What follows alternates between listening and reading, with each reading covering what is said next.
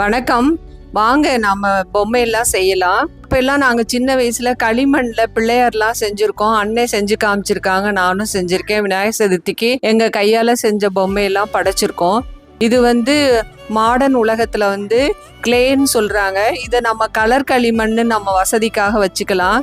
இதில் நான் என்னென்ன செஞ்சேங்கிறத பாருங்க. இப்போ ஒரு அழகான பூ, 5 இதழ்கள் உள்ள ஒரு பூவு, அதுக்கு கத்திரிப்பு கலர் இதழ்களாகவும் உள்ளே மகரந்த தூளுக்காக நான் மஞ்சளும் கொடுத்துருக்கேன். அதுக்காக கருவிகள்லாம் கொடுத்துருக்காங்க. கோடு வரைகிறதுக்கு குச்சி, அதுக்கப்புறம் புள்ளி வரைகிறதுக்கு குச்சி, இதெல்லாம் வச்சுருக்காங்க. இயல்பாகவே எனக்கு டிராயிங் போடுறது ரொம்ப பிடிக்கும், கோலம் போடுறது பிடிக்கும். அதனால இது செய்கிறதும் எனக்கு பிடிச்ச விஷயமா தான் இருக்குது. வயதான காலத்தில் வயசை பற்றி நினச்சிட்டே இருக்க வேண்டாம். தனிமையை இப்படிலாம் நம்ம போக்கிக்கலாம். நம்ம இடைவிடாமல் ஏதாவது ஒரு பிடிச்ச வேலையை செஞ்சோன்னா நம்ம வயசை பற்றி நினைக்க மாட்டோம். மனசு உடம்பு ஆரோக்கியமாக இருக்கும். இந்த பட்டுப்பூச்சிக்கு 2 பெரிய பால், அப்புறம் 2 சின்ன பால் வச்சு ஒட்டி வச்சோன்னா ஒரு பட்டுப்பூச்சி வடிவம் வந்துடுது.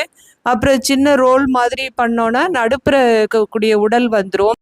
இடையிலெல்லாம் நம்ம கோடு மாதிரி போட்டோன்னா இன்னும் அழகாக இருக்கும். அதனால அந்த கோடெல்லாம் போட்டுட்ருக்கேன். அதுக்கப்புறம் இந்த பட்டுப்பூச்சியோட தலைக்கு ஊசி மாதிரி இருக்கும், ரெக்க மாதிரி இருக்கும். அதை நான் பண்ணுறேன். இது மாதிரி பண்ணுறப்ப மனசு லேசாக இருக்குது. எல்லா கலைகளுமே தவம் மாதிரி தான். இந்த கலைகளில் நம்ம ஏதாவது ஒன்று பிடிச்சதாக இருக்குது, அதை தொடர்ந்து செஞ்சோன்னா நமக்கு வாழ்க்கை சுவாரஸ்யமாக தான் இருக்குது. நம்ம எந்த பிரச்சனையிலையும் ஈடுபடாமல் நம்ம இது மாதிரி செய்கிறது நல்ல மனசுக்கு நிறைவாக இருக்குது.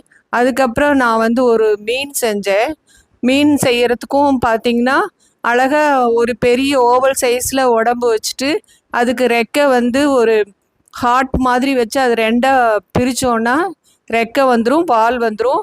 அதுக்கப்புறம் கருப்பு கலரில் கண் வச்சுட்டு அந்த மீனோட கோடெல்லாம் போடலாம். இந்த மீனும் ரொம்ப அழகாக இருந்துச்சு. அரக்கு மஞ்சள், உடம்பு பார்த்திங்கன்னா ரெட் கலரில் இருக்கிற மாதிரி.